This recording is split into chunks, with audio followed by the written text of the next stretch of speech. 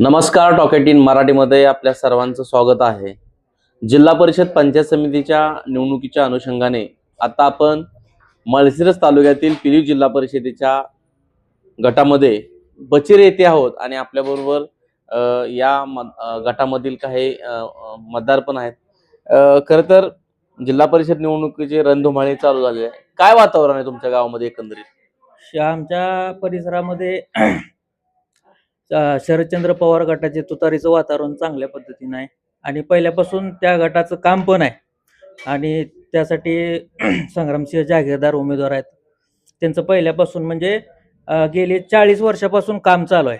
त्यांनी तितकीच माणसं सांभाळलेली आहेत, माणसांची कामं, गोरगरिबांची कामं, माणसांच्या अडचणी सोडवलेल्या आहेत. त्यामुळं भरपूर प्रमाणात प्रतिसाद लोकांचा त्यांच्या बाजूने आहे. काय तुम्ही आताच नाव घेतलं की संग्रामसिंह जागीरदार, खरं तर ते पाठीमागच्या ह्याच्यामध्ये ते या पिलीव जिल्हा परिषद गटाचे उमेदवार होते, ते सभापती होते. आता त्यांच्या सौभाग्यवती इथं पंचायत समितीच्या गणामध्ये उमेदवार आहेत. काय इथं किती विकासाची कामं त्यांच्या माध्यमातून झालेली? काय संग्रामदादा सभापती असताना काय काम दिलं इथं तुम्हाला? संग्रामदादा सभापती असताना म्हणजे राष्ट्रवादीचे शरदचंद्र पवार गटाने ज्यावेळेस सुरुवातीपासून कृषी क्षेत्रात जे काम केलंय त्या योजना सगळ्या इकडे राबवल्या. त्या सगळ्या म्हणजे शेतकऱ्यांसाठी जे योजना शरद पवारांनी मंजूर केल्या होत्या किंवा म्हणजे आखणी केली होती त्या इकडे सगळ्या राबवून चांगल्या प्रकारे कृषी संवर्धन सभापती होते ते समितीचे. तेव्हा त्यांनी शेतकऱ्यांसाठी चांगल्या प्रकारे काम केलेलं आहे.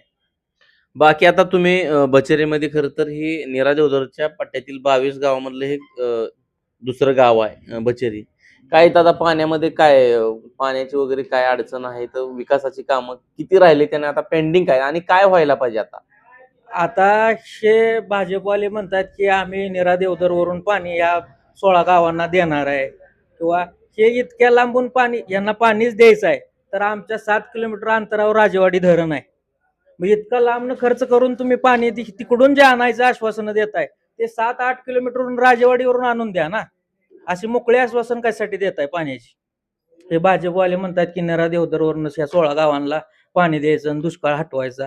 इतक्या लांबून आणायची गरजच नाही तुम्हाला. आमच्या शिवशेजारी पाणी आहे इथं राजेवाडीत. पाठीमागच्या काळात तुमच्या भागामध्ये माजी खासदार रणजितसिंह निंबाळकर यांच्या माध्यमातून काय तर आता आम्हाला कळलं की फटाकड्या वगैरे त्या वाजल्या होत्या, JR वगैरे निघाल, ती काय नक्की काय होतं ते?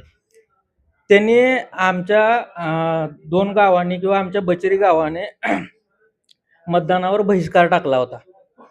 आम्हाला पाणी द्या तर आम्ही मतदान करू. मग ते बहिष्कार तुमच्या गावाचा वगैरे कसा कल आहे? कोणाकडे आहे? भाजपाकडे आहे का राष्ट्रवादी मित्र पक्षाकडे आहे? राष्ट्रवादी मित्र पक्षाकडेच पहिल्यापासून कल आहे आणि आजही तसंच त्याचप्रमाणे आम्ही तेवढ्याच ताकदीनं काम करून राष्ट्रवादी शरदचंद्र पवार गटाला लीड देण्याचं काम करणार आहे. शेवटचा प्रश्न तुम्हाला की आता इथं पिलीव जिल्हा परिषद गटामध्ये पाठीमागे संग्रामदादांचं काम आहे. इथं आता रणजित बापू जाधव इथं झडपीचे उमेदवार आहेत. तांदुळवाडीमध्ये माजी सरपंच अमोल मदनेंच्या सौभाग्य होते, इथं दादांचे सौभाग्य. काय 2 महिला आहेत, 1 पुरुष आहे. एकूणच या पिलीव गटाचा काय निकाल, कसा राहील निकाल? 100% हे तिन्ही उमेदवार राष्ट्रवादी शरदचंद्र पवार गटाचे तुतारीचे बहुसंख्य मताने निवडून येणार आहेत आणि असा लोकांचा कलही आहे आणि त्या लोकांनी माणसंही तशी सांभाळले. परंतु माझे आमदार रामभाऊ सातपुते यांच्या नेतृत्वावर ठेवून तुमच्या भागातले बरेचसे कार्यकर्ते परवा भारतीय जनता पार्टीमध्ये प्रवेश केलेला दिसतो. त्याचा कितपत फरक पडेल? त्याचा काही परिणाम ती स्टंटबाजी किंवा काय पैशासाठी ह्या गोष्टी स्टंटबाजी केलेल्या आहेत. पण अक्षरशः जे मतदार आहेत, स्थानिक मतदार आहेत, ते तसेच आहेत. ते कुठं गेलेले नाहीत, काय नाहीत. काही तर 4 माणसांनी जाऊन गळ्यात गमजा अडकवले, प्रवेश केला म्हणजे मतदार गेले असे नाही.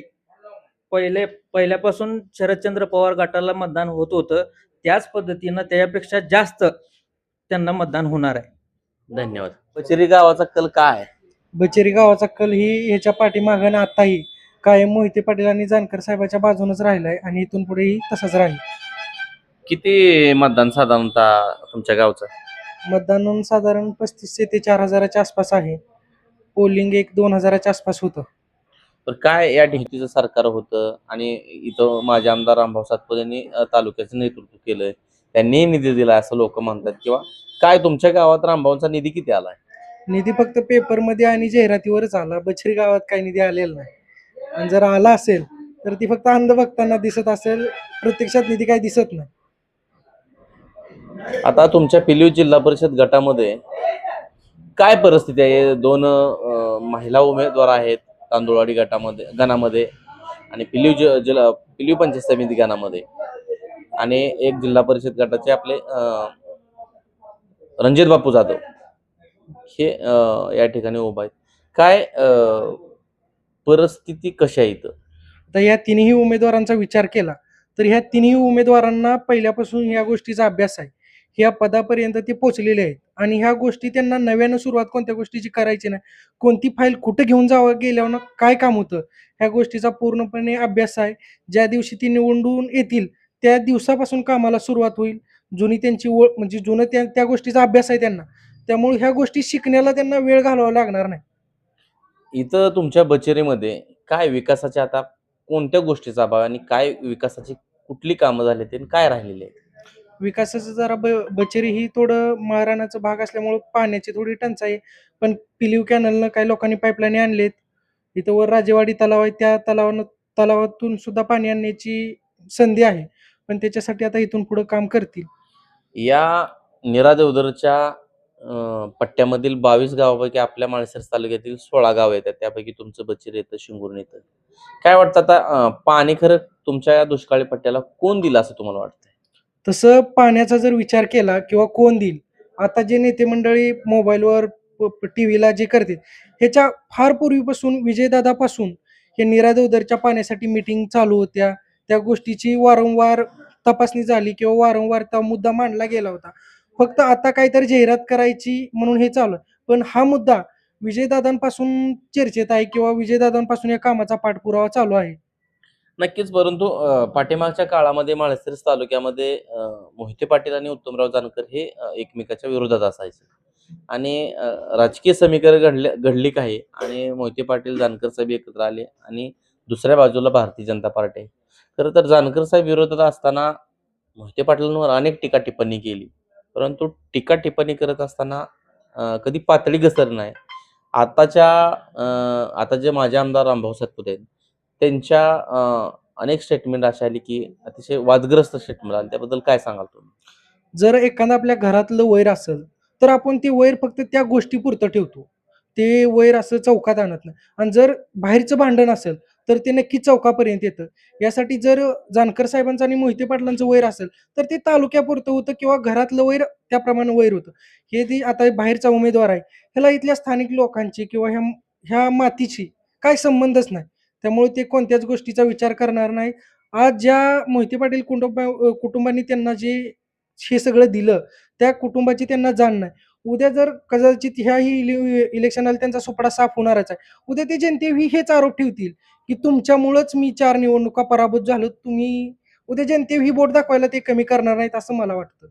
कार्यकर्ते जे प्रवेश करणार आहेत, त्यांचा भविष्यात के पाटीलच होणार आहे असं मला वाटतं. त्यामुळे प्रत्येकाने कोणत्या भूल थापांना आता तुम्ही खरं तर के पाटलांचा मुद्दा काढला. खरं तर के पाटील हे माळशिरस तालुक्यातले ज्येष्ठ नेते आहेत. गेली अनेक वर्ष भारतीय जनता पार्टी मोठं करण्यामध्ये त्यांचा वाटा आहे खरं तर. मग के पाटलांना एवढं डावलण्यासारखं काय घडलं असेल? त्यांना इतरांचं नेतृत्व मान्यच नाही किंवा एखादं जर व्यक्तीमुळे तुम्हाला काय मिळलं असेल, तर त्या व्यक्तीमुळं मला मिळलं, ही म्हणायची त्यांची दानत नाही. जे काय आहे ते माझ्यामुळं किंवा ते म्हणतात ना मीपणा, ह्या मीपणामुळे आज के पाटलासारख्या नेत्याला भाजप सोडावं लागलं. काय परिस्थिती राहील? 7 तारखेला मतदान आहे. माळशिरस तालुक्याचा पंचायत समितीचा आणि जिल्हा परिषदेचा निकाल कसा असेल? निकाल या वेळेस नक्कीच विजयाचा चौकार आहे. निकालात कोणतीच शंका कुशंका नसावी आणि नक्कीच या विजयाच्या चौकारनंतर पुढील कुठली मॅच सातपुते विरुद्ध मोहिते पाटील अशी लागल अशी आम्हाला वाटत नाही. धन्यवाद. तर हे होते बचेरीमधील काही तरुण आपल्या टॉकेट इन मराठीशी बातचीत केलेली आहे आणि माळशिरस तालुक्यामध्ये भविष्यात कोणाचं पारडं जड असेल असं त्यांनी सांगितलेलं आहे. बघू 7 तारखेला निकाल झाल्यानंतर भारतीय जनता पार्टी सत्तेवर येईल. भारतीय जनता पार्टीची जास्त सीटा लागतील का राष्ट्रवादी महाविकास आघाडीच्या सीटा लागतील हे आपण निकालातून बघू. तोपर्यंत तुम्ही पाहत राहा टॉकेट इन मराठी. धन्यवाद.